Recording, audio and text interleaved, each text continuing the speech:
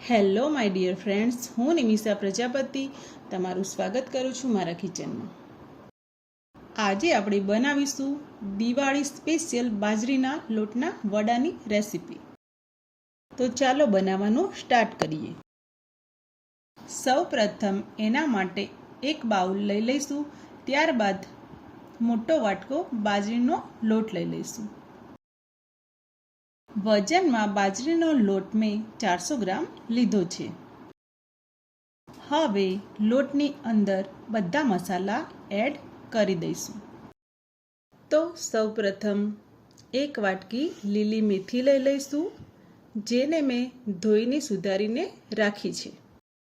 ત્યારબાદ તેમાં લસણ મરચાંની પેસ્ટ એડ કરી દઈશું, જેમાં મેં 4 મરચાં અને 9 થી 10 કળી લસણ લીધું છે. હવે એની અંદર 1 ટીસ્પૂન મરચું, અડધી ટીસ્પૂન હળદર, સ્વાદ અનુસાર મીઠું, 2 ટીસ્પૂન તલ, 1 ડોકલી તેલ અને અડધી વાટકી દહીં એડ કરી દઈશું. જો તમારે દહીંની જગ્યાએ છાશ લેવી હોય તો છાશ પણ લઈ શકો છો.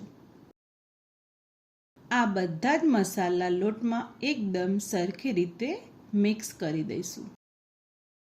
મસાલા સરખી રીતે મિક્સ થઈ જશે તો આપણા વડા ખાવામાં એકદમ સોફ્ટ બનશે.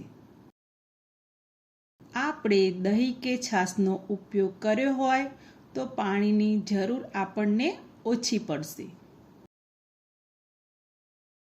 હવે બધા મસાલા એકદમ સરખી રીતે મિક્સ થઈ ગયા છે. તો હવે થોડું થોડું પાણી લઈને લોટ બાંધતા જઈશું. થોડું થોડું પાણી લઈને જ લોટ બાંધવો. જો પાણીનું પ્રમાણ વધારે પડશે તો વડા બનાવવાની મજા નહીં આવે. માટે લોટને વધારે પડતો સોફ્ટ નથી બાંધવાનો, પણ હાથમાં સહેલાઈથી લઈને થાપી શકાય એ રીતે લોટ બાંધવાનો છે. તમે જોઈ શકો છો કે આપણો લોટ મસ્ત રીતે બંધાઈને રેડી થઈ ગયો છે. તો હવે લોટને 10 મિનિટ માટે રેસ્ટ આપીશું અને ઢાંકીને મૂકી દઈશું. તો હવે 10 મિનિટ પછી જોઈએ તો લોટ આપણો વડા બનાવવા માટે એકદમ પરફેક્ટ બની ગયો છે.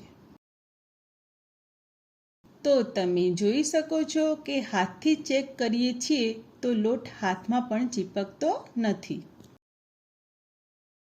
તો હવે આપણે હાથમાં થોડો લોટ લઈને નાનો લુઓ બનાવી લઈશું અને હથેળીની મદદથી આપણે ધીરે ધીરે થેપતા જઈશું તો આપણું વડું એકદમ ગોળ બનશે.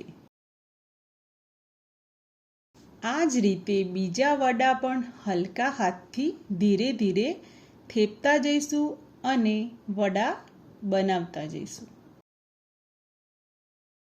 વડા બહુ જાડા કે પાતળા ના થઈ જાય એ રીતે આપણે વડા થાપતા જવાનું છે. બધી સાઈડથી વડું સરખી રીતે થાપવાનું છે. એ જ રીતે આપણે બીજા 6 થી 7 વડા તૈયાર કરી દઈશું. બધા જ વડા થેપાઈને તૈયાર થઈ ગયા છે. તો વડાને તળવા માટે આપણે તેલ ગરમ કરવા માટે રાખી દઈશું. તો હવે તેલ ગરમ થઈ ગયું છે. તો ધીરે ધીરે વડાને તેલમાં એડ કરતા જઈશું અને જેટલા વડા કઢાઈમાં સમાય એટલા વડા એડ કરતા જઈશું. વડાને આપણે મીડિયમ ફ્લેમ પર તળીશું, જેથી વડા બહારથી ક્રિસ્પી અને અંદરથી સોફ્ટ બનશે અને બહારથી હલકો ગોલ્ડન કલર આવે ત્યાં સુધી તળવાના છે. લગભગ 1.5 મિનિટ તળીને મેં વડાની સાઈડ ચેન્જ કરીને ફરી 1.5 મિનિટ સુધી તળવાના છે, જેથી વડા સરસ ફૂલી જશે અને હલકો ગોલ્ડન કલર પણ આવી જશે. પછી આપણે આ વડાને તેલમાંથી બહાર કાઢી લઈશું. તમે જોઈ શકો છો કે આપણા વડા કેટલા ક્રિસ્પી બન્યા છે.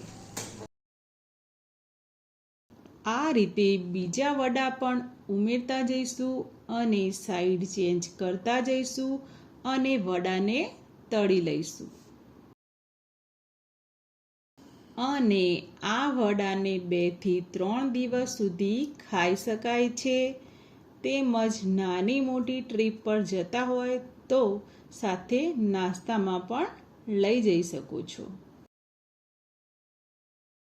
આ વડા તમે દહીં સાથે ખાશો તો એકદમ સરસ લાગે છે. આ વડા ખાવામાં એકદમ ક્રિસ્પી અને ટેસ્ટી લાગે છે. હવે બધા જ વડા તળાઈને રેડી થઈ ગયા છે. તમે જોઈ શકો છો કે વડા બહારથી ક્રિસ્પી અને અંદરથી એકદમ સોફ્ટ દેખાય છે. તમે આ વડા એકવાર ઘરે ચોક્કસ ટ્રાય કરજો અને તમને મારી આ રેસીપી કેવી લાગી એ કોમેન્ટમાં જરૂર જણાવજો.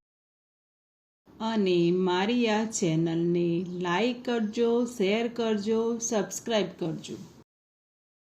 તો ચાલો મળીએ નવા વિડીયોમાં નવી રેસીપી સાથે. જય શ્રી કૃષ્ણ.